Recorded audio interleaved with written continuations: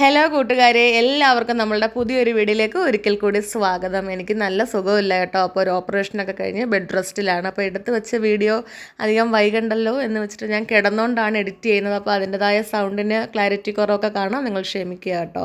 അപ്പോൾ അതാണ്ട് അച്ചായി നമ്മുടെ ബെനസീർ ഹോസ്പിറ്റലിലേക്കാണ് നടന്നുകൊണ്ടിരിക്കുന്നത്.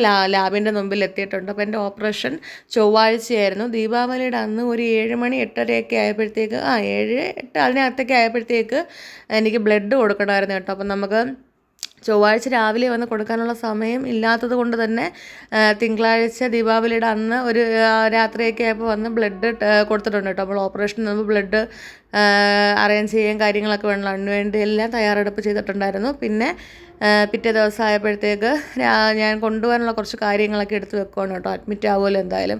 ഒരു ബെഡ്ഷീറ്റും അങ്ങനെയുള്ള കുറച്ച് സാധനങ്ങളായിരിക്കുന്നതൊക്കെ എടുത്ത് വെച്ചിട്ടുണ്ട്. പിന്നെ അമ്മയ്ക്കുള്ള സാധനങ്ങളൊക്കെ എടുക്കാനാണ് ആ ഒരു കവറും വെച്ചേക്കുന്നത് കേട്ടോ. ബാഗും കാര്യങ്ങളായിട്ടൊന്നും എടുത്തില്ല, ഇങ്ങനെ കവറിലാണ് കൊണ്ടുപോയത്, അത് മതിയല്ലോ. പിന്നെ എൻ്റെ ഓപ്പറേഷൻ എന്ന് പറഞ്ഞാൽ എനിക്ക് ബാക്ക് സൈഡിൽ ഒരു 10 സെൻറ്റിമീറ്ററോളം ആഴത്തിലൊരു സിസ്റ്റ് വളർന്നിട്ടുണ്ടായിരുന്നു. അപ്പോൾ അതാണ് എടുത്ത് കളഞ്ഞത് കേട്ടോ. അപ്പോൾ നല്ല ആഴത്തിലാണ് മുറിവ്. എനിക്ക് ഇരിക്കാനും ഒന്നും പറ്റത്തില്ല, അതുപോലെ തന്നെ ഒരു ഒറ്റ സൈഡ് കിടക്കാനേ പറ്റത്തുള്ളൂ കേട്ടോ. അങ്ങനെ ചൊവ്വാഴ്ച രാവിലെയായി ഞങ്ങൾ ഒരുങ്ങി അച്ചായി കാറൊക്കെ പാർക്ക് ചെയ്ത് ബാക്കി അച്ചായി അമ്മയും നടന്നു വരുന്നുണ്ട്. അമ്മയാണ് വീഡിയോ ഒക്കെ എടുത്ത് തരുന്നത് കേട്ടോ. അച്ചായിക്കാണെങ്കിൽ ഫുൾ ടെൻഷനാണ്, അമ്മയ്ക്കും ടെൻഷനൊക്കെ ഉണ്ട്.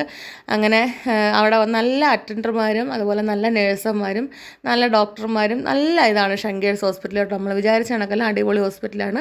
പിന്നെ എപ്പോഴും ഗുരുദേവൻ എല്ലായിടവും നോക്കുന്നിടത്ത് ഗുരുദേവനുണ്ട്. അത് നമുക്കൊരു പോസിറ്റീവ് വൈബ് തന്നെയാണ് കേട്ടോ. അങ്ങനെ വളരെ ചിരിച്ച് സന്തോഷത്തോട് ഓപ്പറേഷൻ തിയേറ്ററിലോട്ട് പോയിക്കൊണ്ടിരിക്കുന്ന എന്നെയാണ് നിങ്ങളാ കണ്ടത് കേട്ടോ. അങ്ങനെ ആണ്ട് ഓപ്പറേഷൻ തിയേറ്ററിൽ നല്ലൊരു സിസ്റ്ററായിരുന്നു, സാലിയ എന്നാണ് സിസ്റ്ററുടെ പേര്.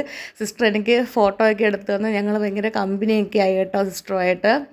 അങ്ങനെ ഒരു സിസ്റ്റർ പറഞ്ഞ് ഭയങ്കര കൂളാണെന്നല്ലോ രാജലക്ഷ്മി എന്നൊക്കെ പറഞ്ഞ് ഓപ്പറേഷൻ കഴിഞ്ഞ് ഒരു 3-4 മണിയൊക്കെ 11 മണിക്ക് കയറ്റി 4 മണിയൊക്കെ ആയി ഓപ്പറേഷൻ കഴിഞ്ഞ് വന്ന് റൂമിൽ കിടക്കുന്നതാണ് നിങ്ങൾ ഈ കാണുന്നത് കേട്ടോ. അപ്പോൾ മരവിപ്പുള്ളതുകൊണ്ട് അന്നേരം ഒന്നും അറിഞ്ഞില്ല.